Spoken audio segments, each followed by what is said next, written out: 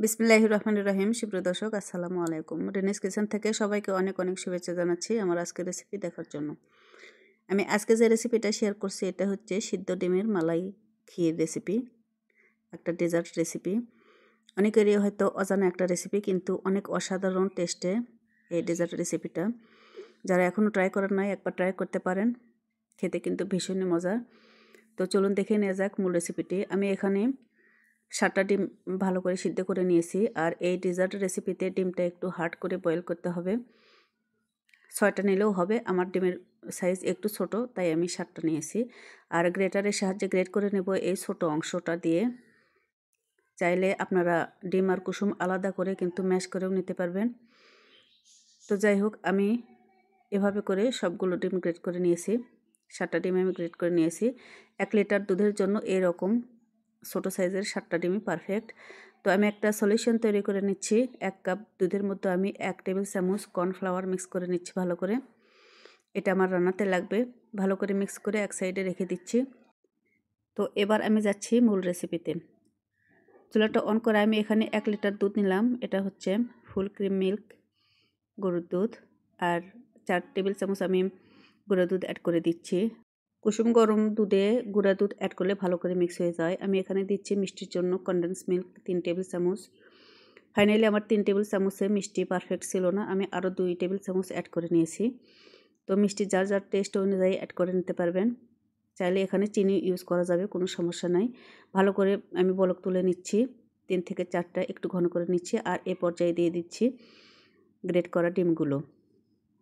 চুলা হিটটা medium to low হিটে থাকবে। সবগুলো গ্রেট করা ডিম আমি দিয়ে দিলাম। আর দিয়ে দিচ্ছি 2 চিমটি পরিমাণ এলাচ গুঁড়া। একটু ভালো একটা ফ্লেভার হবে। এলাচ গুঁড়াটা অবশ্যই দেওয়ার চেষ্টা করবেন। তো ভালো করে মিক্স করে আমি রান্না করে নিচ্ছি মিডিয়াম টু লো হিটে। আর এবারে দিয়ে দিচ্ছি সেই কর্নফ্লাওয়ারের সলিউশনটা যেটা তৈরি করে রেখেছিলাম। আর এটা দিলে কিন্তু আস্তে আস্তে রান্না করতে করতে অনেকটা ঘন হয়ে আসবে। অনবরত নাড়াচাড়া করতে হবে, নাড়ানো কোনোভাবেই স্টপ করা যাবে না। তো এরকম লুক আসা পর্যন্ত আমি রান্না করছি, দেখতে পাচ্ছেন বড় বড় ফোঁটা উঠছে। অনেকটা দুধ কিন্তু অনেকটাই ঘন হয়ে এসছে। আমি আরও কিছুক্ষণ রান্না করে নেব। আর এরকম লুক আসা পর্যন্ত রান্না করে নিয়েছি। আর এখানে একটা বাগার দেওয়ার জন্য পাশের চুলায় আমি 2 টেবিল চামচ ঘি দিয়ে দিচ্ছি। আর কিছু বাদাম দিচ্ছি, বাদাম, কাঠবাদাম, কাজু বাদাম। আর দিয়ে দিচ্ছি 1 মুঠো খানিক কিশমিশ। তো মিডিয়াম হিটে বাদামগুলো আমি একটু ভেজে নেব যতক্ষণ না কিশমিশগুলো ফুলে উঠছে। তো দেখতেই পাচ্ছেন কিশমিশগুলো কিন্তু সবগুলো ফুলে উঠছে। তো এবার এই বাগারটা আমি ডিম দুধের মিশ্রণের মধ্যে দিয়ে দিচ্ছি। চুলাটা কিন্তু আমি অফ করে নিয়ে লো হিটে আছে।